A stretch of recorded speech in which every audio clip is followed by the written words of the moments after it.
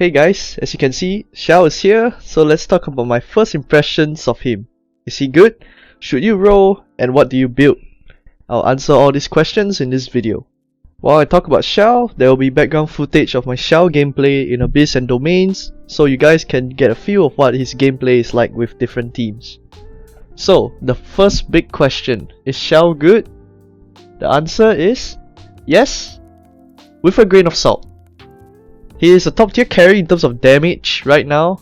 However, there will be two problems people will have, and I will address them before discussing his builds and artifacts. I have covered him before his release in this video, where I talk about everything I think Xiao will be and what his skills do. So do check it out if you want to know more about Xiao. Now the main problem that everyone is worried about is his energy recharge. Because he can't gain energy particles from his E during his ult, and the ult costs 70 energy, he will struggle a lot with keeping his ult up by himself. So the solution to this is a Nemo battery, or specifically Sucrose. Sucrose with sacrificial fragments or Favonius Codex, especially at C1, will pump your Xiao with sufficient energy to keep his Q up most of the time. So what does this mean? If you want Xiao to constantly be in his Q, which you do because it increases his damage by a lot, you're gonna need Sucrose, basically a must-have. There are other alternatives like running energy recharge sands or even running R5 Favonius Lens. Yes, you heard me. I'm not even joking. This is likely a viable choice for Xiao if you do have the Favonius Lens. So that's his first problem. His next problem is his teams. Because he is a Nemo carry, he will be mainly doing Anemo damage, and the only free Anemo damage buff you can get in the game as of right now is C6 Anemo MC, with Anemo resistance shred with the Q. The other choices are things like C4 Venti, C4 Jean, and Zhongli, which isn't really free to play friendly. He also cannot rely on reaction damage like Vaporize or Melt, and because he is so selfish, your other units barely get any field time. As of right now, his best teams are looking super Anemo focused. I'm talking like 3 Anemo to even 4 Anemo teams. And the other possible elements that you run, well, the Geo. Yeah, I'm not kidding.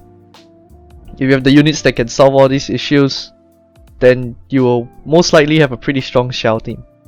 So, if you can solve both of these problems with the units, let's quickly talk about his artifacts. 2 Viridescent, 2 Gladiators, simple as that. As shown by the trial even. Speaking of the trial, it's actually different this time. They gave Xiao his ideal artifacts and weapons, so props to MiHoYo for giving a proper trial for a character. Anyways, yeah, 2 Viridescent, 2 Gladiators is the most flexible and strongest choice for Xiao. 4 Gladiator looks very niche at the moment, because Xiao's plunge damage is actually outperforming his normal attacks by quite a bit. But something to note, that Xiao's charge attacks is actually looking pretty good. But it's not like it's meaning we can build for Bloodstain or anything. Please don't do that. Noblesse does not work with Xiao Q, so don't build that. Or at least, that's from what I've seen. I'm not too sure if Noblesse actually does work. If it does, please do let me know. As for weapons, his best weapon is obviously the Jade Spear. For 4 stars, Black Cliff Polearm is the most damaging option, followed by Deathmatch, and of course, R5 Favonius Lens for that 100% Q uptime. Well, almost 100% Q uptime. Do not use Crescent Pike on Xiao, please don't, it doesn't work. You can also use Prototype Star Glitter if you're looking for a free to play option. It's better than Crescent Pike. If you like more info, I have a character build guide where you can see my recommendation options for artifacts, weapons, and stats, all that kind of stuff. Link in the description. As for teams, the only mandatory character for free to plays is C1 Sucrose. Yeah, not so free to play anymore. Xiao teams are looking kinda expensive. Her energy dumping is essential for Xiao, and C1 lets you have 2 stacks of E to dump 8 particles into Xiao. If you have Sacrificial Frag or Favonius Codex, even more. And her ult can help group up people for Xiao's plunge attack.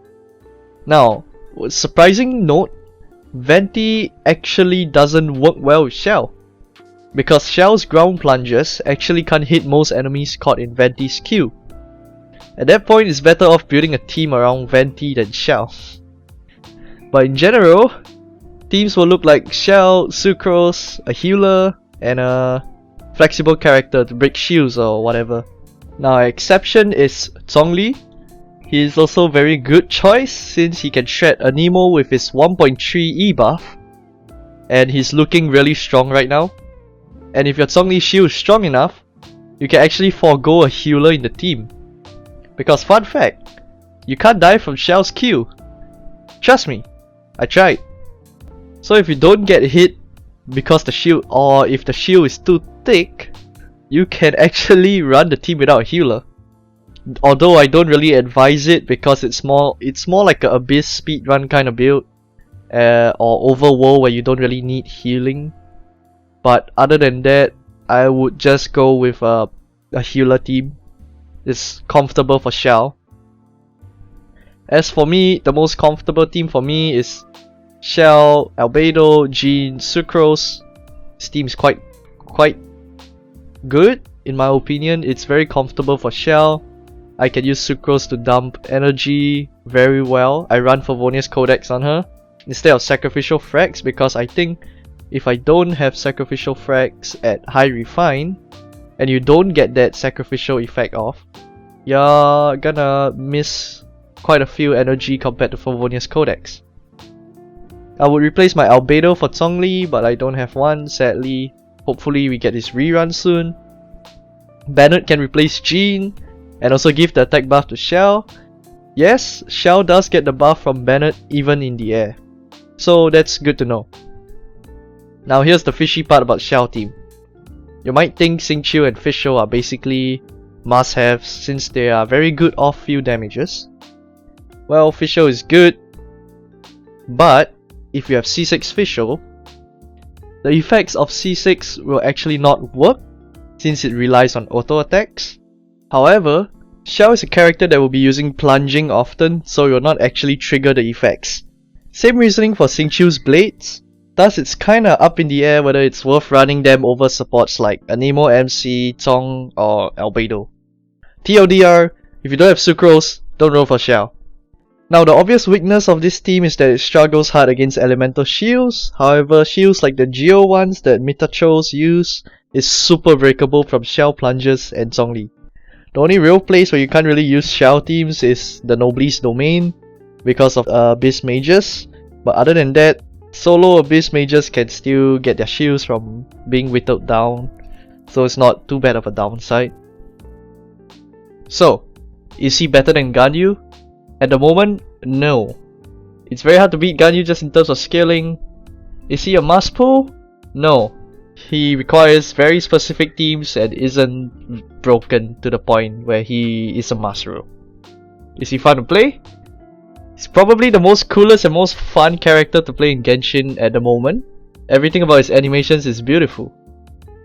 Also, if you guys would like to find out more about Genshin Impact content, check out the Mephilos Nest. I'm sure many of you have heard it from Jinx and Tuna, but we love to talk about Genshin in there, so come and join us. That is all for the video of my view on Xiao. Good luck on your rolls, and once again, thank you for watching this video, and I'll see you guys next time.